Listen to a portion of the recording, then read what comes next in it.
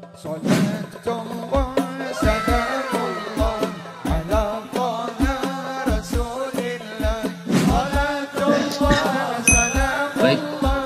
Assalamualaikum warahmatullahi wabarakatuh. Waalaikumsalam warahmatullahi wabarakatuh.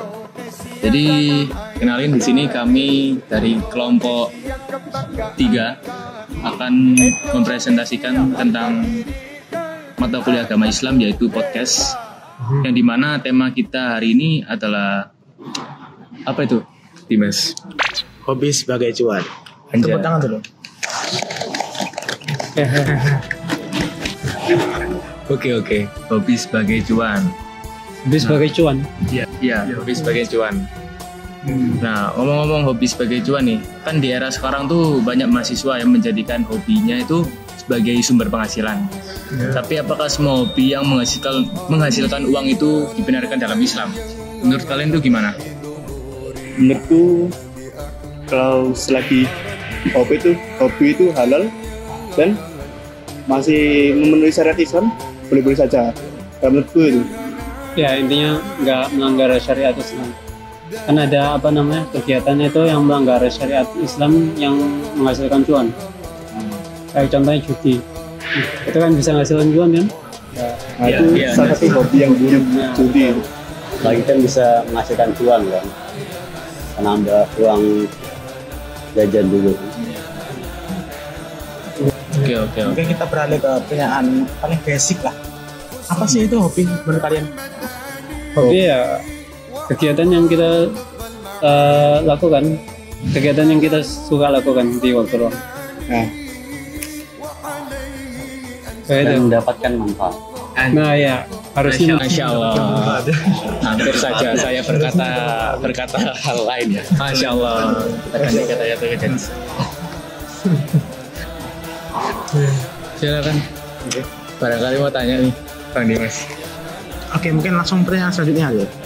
Iya, silakan.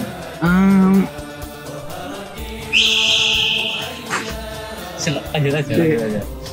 Ini kamu udah. Ini belum. Oh, betul ya. Apa sih motivasi menjadikan hobi sebagai sumber cuan? Dan bagaimana niatnya menurut Islam? Motivasi untuk menjadikan hobi sebagai sumber cuan. Ya. Menjadikan hobi sebagai sumber cuan itu kan, jadi kita bisa memperoleh uang kita sendiri dari hobi tersebut.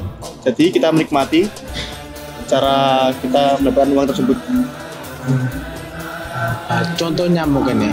Mungkin kamu hobi TikTokan, kita bisa live TikTok, ini kan dapat gift dari orang. Tapi menurut kalian tuh, kalau TikTok itu kan ada konten yang kayak misalnya joget-joget atau gimana itu apakah termasuk cuan? Kan ada yang haram, ada yang halal. Sebaiknya kita buat konten yang kayak jualan, kayak jual aksesoris, jual makanan.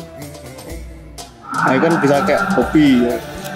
Kalau Mas Rafid sendiri nih, apa pendapatnya Mas Rafid kalau di konten media sosial ada yang namanya jual-jual agama itu gimana? itu jujur aku nggak main TikTok ya, jadi jarang sekali menemukan hal-hal yang seperti itu. Tapi jualan agama entah dimanapun ya, di media sosial ataupun di dunia nyata, itu nggak boleh sebenarnya. Itu kan agama itu sebenarnya nggak diperjualbelikan. Agama itu ya untuk diri sendiri, ya kan? Gitu. Kepentingannya hanya dengan Tuhan, jadi nggak boleh diperjualbelikan. Enggak. Sebelum gue pertanyaan selanjutnya, aku mau tanya nih sama Mas Didan. Kan ada tuh orang itu bikin konten, tapi awalnya tuh hijaban, tapi di luarnya dia melepas hijab. Itu gimana? Kan juga jual-jual juga. Itu gimana pendapat? Banyak sih yang kayak gitu ya. Di kontennya itu kan hijab, tapi di luarnya itu aslinya nggak pakai hijab gitu. Itu nggak sesuai lah sama ajaran Islam gitu kan. kalau pakai hijab ya pakai hijab aja, jangan di konten itu oke tapi di luar itu nggak pakai kan sesuai sama ajaran. Ini kayak kurang konsisten ya gitu. Itu cuma pencitraan gitu. Oke, Masya Allah. Kita lanjut ke pertanyaan selanjutnya ya. Yang mana nih?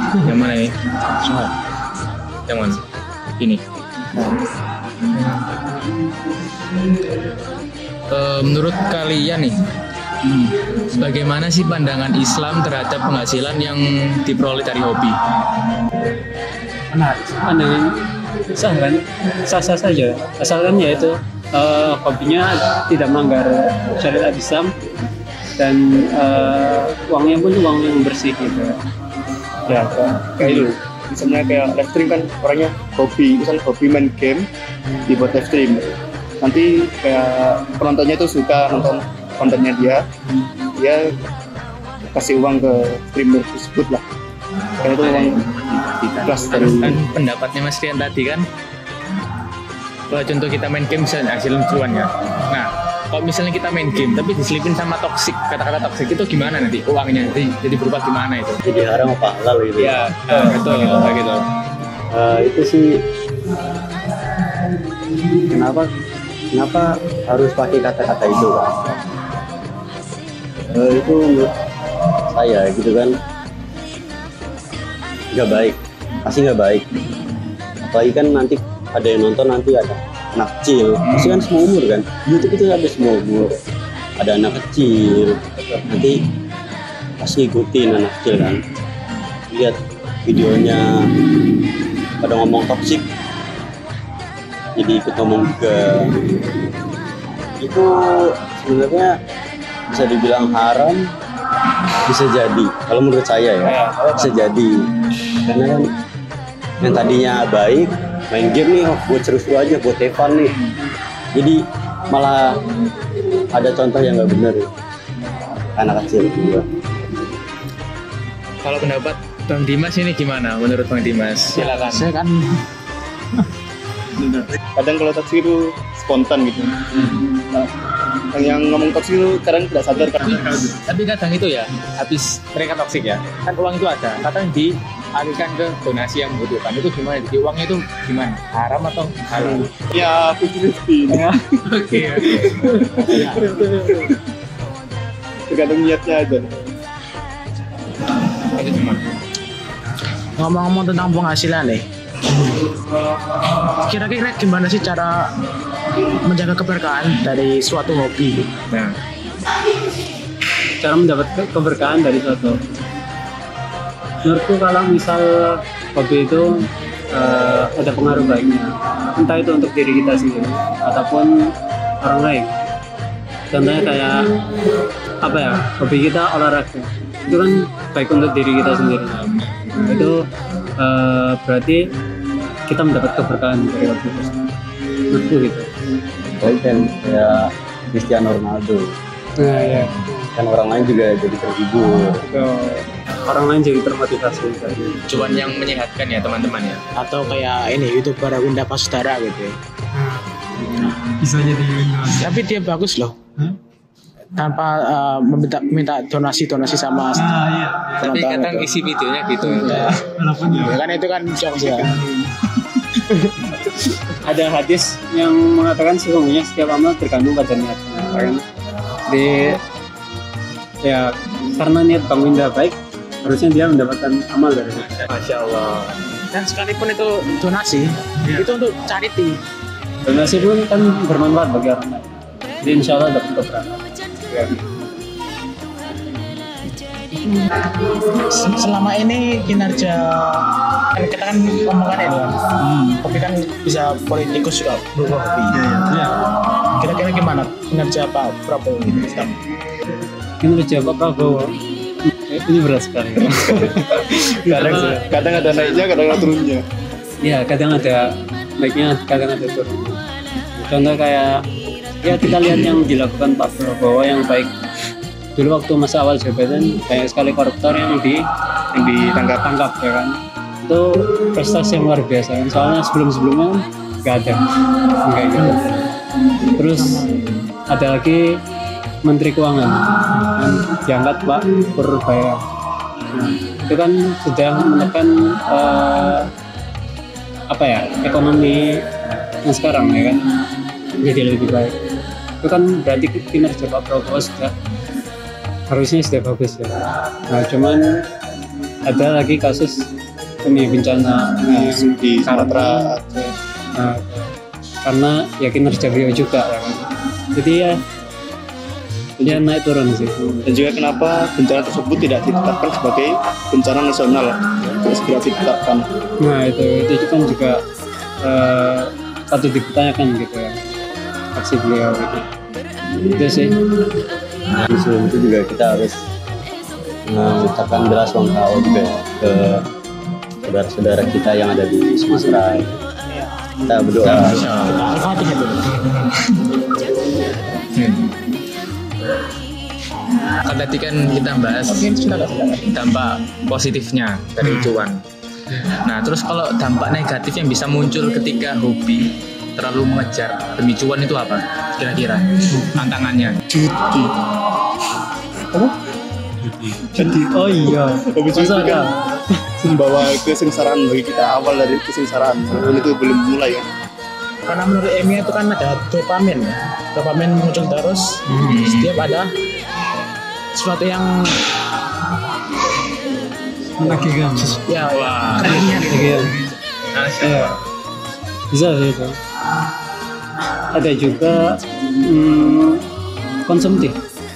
Kan ketika kita dapat cuan kan, kita jadi pengen itu kan gitu. Saya sudah ngerasain sendiri soal. Kecuali kalau kita bisa memanajemen uang tersebut. Ya. Kadang itu kan kayak kita mahasiswa itu kan misalnya udah nyari hobi atau cuan kan kadang kayak udah fokus satu sampai ambis gitu kan. Nah itu gimana sih nimbangin dari hobi, cuan dan ibadah agar tetap balance itu gimana? Aku bingung aja. Monggo Mas. Kan ibadah kan itu sudah ada waktunya sendiri, 5 waktu itu kan. Hobi tidak harus setiap jam lah, tidak harus setiap jam, pasti ada jedanya. Ini saya tambahin dikit. Ya misalnya kan kayak sebelum itu kan buat jadwal dulu kan. Jam segini itu ngapain, jam segini ngapain gitu kan. Jadi bisa kalau kata orang tuh kayak work life balance. Masya Subhanallah. Karena ini mau maghrib ya, Ya. sholat ya.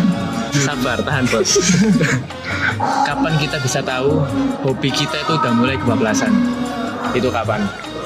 Tadi yang misal kayak sholat aja nih. Istrinya itu benar. Bahkan sampai azan isya gitu kan, maghrib terlewat gitu kan, itu udah masuk ke berlebihan. Baik. Apakah Bos Dimas ada yang ingin disampaikan karena kita udah sampai penghujung? Ini langsung pada intinya ya. Jadi intinya apa bos? Intinya Apa? siap. Jadi intinya itu ya mencari hobi demi cuan itu nggak ada salahnya. Kalau kita tahu mana yang baik, mana yang buruk kan. Tahu mana batasannya itu. Nah, betul itu. Ini kan dianjurkan dari Islam kan. Oke. Sesuai niat kita. Nama amalu biniat ya. Jadi sesungguhnya setiap amal tergantung pada niat. Masya Allah. Dingin sekali. Baik. Intinya kita kita menjadikan hobi ini sebagai jalan untuk yang positif. Kita bertanggung jawab dan bernilai ibadah. Maka cuan yang didapat gak hanya menguntungkan secara ekonomi, tapi juga mendekatkan diri kepada Allah. Masya Allah. Semoga podcast ini tuh bisa membuat kita menjadi lebih baik, bisa jadi pengingat bagi kita untuk semua makhluk manusia agar lebih bijak dan bisa menyalurkan hobi kita ke lebih baik. Kita bersama. Saya tutup untuk podcast kali ini. Wassalamualaikum warahmatullahi wabarakatuh. Waalaikumsalam warahmatullahi wabarakatuh.